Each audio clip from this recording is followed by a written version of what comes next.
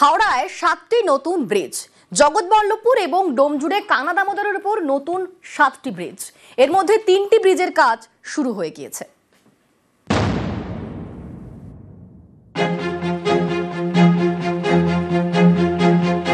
হাওড়ার জগৎবল্লভপুর বিধানসভা কেন্দ্রের অন্তর্গত জগৎবল্লভপুর ব্লক এবং ডোমজুড় ব্লক। স্থানীয়দের দীর্ঘদিনের দাবি মেনে এই দুটি ব্লকের 7টি জায়গায় নতুন 7টি ব্রিজ, 7টির মধ্যে 3টি ব্রিজ তৈরির কাজ শুরু হয়ে গিয়েছে। হাওড়া জগৎবল্লভপুর, এখান দিয়ে বয়ে গিয়েছে কানা দামোদর। এই কানা দামোদর পেরিয়ে শহর যেতে অনেক সময় লাগে, তাই কানা দামোদরের উপরে তৈরি হচ্ছে 7টি ব্রিজ, 7টি আলাদা জায়গায়। সেচ দপ্তর, পূর্ত দপ্তর এবং বিধায়ক তহবিলের টাকায় তৈরি হচ্ছে ব্রিজ।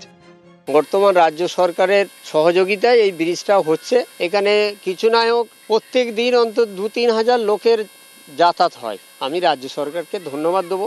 এই ব্রিজটা সুসম্পূর্ণ হয়ে গেলে 4-5টা গ্রামের মানুষের উপকৃত হবে।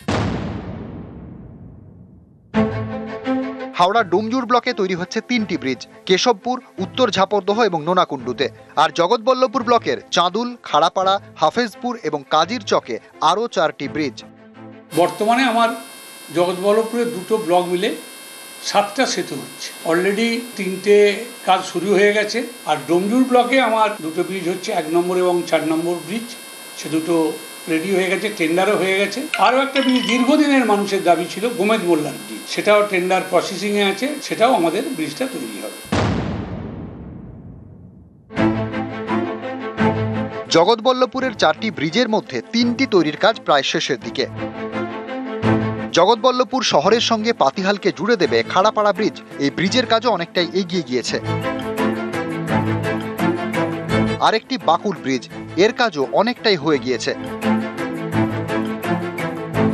বাকুল ব্রিজ চালু হলে পাতিহালের আরও কয়েকটি এলাকা জুড়ে যাবে জগৎবল্লভপুরের সঙ্গে। পাতিহাল ব্রিজ, এটি হাফেজপুর থেকে জগৎবল্লভপুরের মুন্সিরহাট স্টেশন সহ নানা এলাকাকে জুড়বে। কম বেশি আমার আন্দাজ 10 থেকে 15 হাজার মানুষের প্রতিনিয়ত এই 3টে ব্রিজ হয়ে যেতে টাইম বেঁচেছে এবং প্রতিনিয়ত তারা যোগাযোগ রাখতে পারবে এবং এর ফলে তারা অনেকটাই শর্ট টাইমের মধ্যে তাদের গন্তব্যস্থলে পৌঁছে যেতে পারবে। হাওড়া থেকে ক্যামেরায় রমেশ পোড়েলের সঙ্গে দেবাশিস চক্রবর্তী এবং রাজু ভূঁইয়া, নিউজ 18 বাংলা। জলপাইগুড়ির গ্রামে জলকষ্টের দিন শেষ। চালু হয়েছে সৌর বিদ্যুৎ চালিত জল প্রকল্প। এখন কল খুললেই জল। অন্যদিকে আলিপুরদুয়ারের প্রাইমারি স্কুলে চালু হলো পরিশ্রুত খাবার জলের ব্যবস্থা।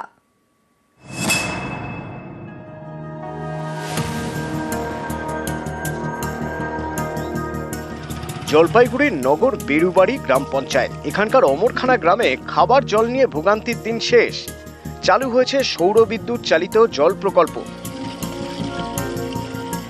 নগর বেরুবাড়ির অমরখানা, বছর 2 আগে এখানে পিএইচির জলের পাইপলাইন ফেটে যায়। তারপর থেকে অমরখানা এবং আশপাশের এলাকায় শুরু হয় খাবার জলের সমস্যা। স্থানীয়দের দাবি, বাধ্য হয়ে কুয়োর জল অথবা নদীর জল খেতে হচ্ছিল, আর এতে বাড়ছিল পেটের রোগ। এই জলের সমস্যা মেটাতে উদ্যোগ নেয় গ্রাম পঞ্চায়েত। 3,46,000 টাকা খরচে তৈরি হয় সৌর বিদ্যুৎ চালিত জল প্রকল্প। বসানো হয় ট্যাঙ্ক। এখন কল খুললেই জল।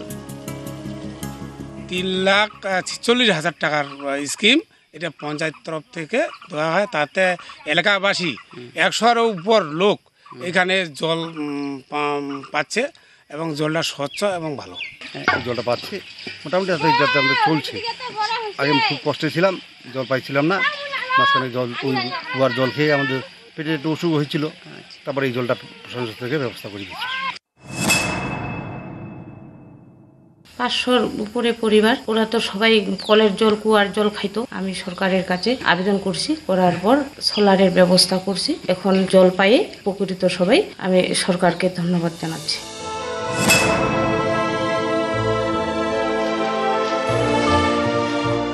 আলিপুরদুয়ার শহরে ম্যাকউইলিয়াম আর প্রাথমিক বিদ্যালয়, সরকারি স্কুল। এই স্কুলেই চালু হলো পরিশ্রুত জলের মেশিন। গরমে কল খুললেই ঠান্ডা জল, উষ্ণ জল মিলবে শীতে। আগে বাইরে থেকে জল নিয়ে আসতে হতো, গরমকালে হলে জলে অসুবিধা হতো। এখন ঠান্ডা জলের ট্যাপ এসেছে, সবাই জল ভরতে পারি আমরা। গরমকালে ঠান্ডা জল পাওয়া যায়, ঠান্ডাকালে গরম জলের ট্যাপও আছে। ম্যাকউইলিয়াম আর প্রাথমিক বিদ্যালয় আলিপুরদুয়ারের নাম করা স্কুল, পড়ুয়া প্রায় 400। এতদিন এই স্কুলে ছিল না পরিশ্রুত জলের ব্যবস্থা, ফলে পড়ুয়াদের ভরসা ছিল বাড়ি থেকে আনা বোতলের জল। এই সমস্যা মেটাতে উদ্যোগ নেয় স্কুল কর্তৃপক্ষ। কথা বলে আলিপুরদুয়ার পুরসভার সঙ্গে, স্কুলে জলের সংযোগ দেওয়া হয়। এরপর স্থানীয় ব্যবসায়ী সমিতি এবং স্কুল ফান্ডের টাকায় প্রায় 2 লক্ষ টাকা খরচ করে কেনা হয় মেশিন। সেই মেশিনের সাহায্যে পরিশ্রুত জল মিলছে।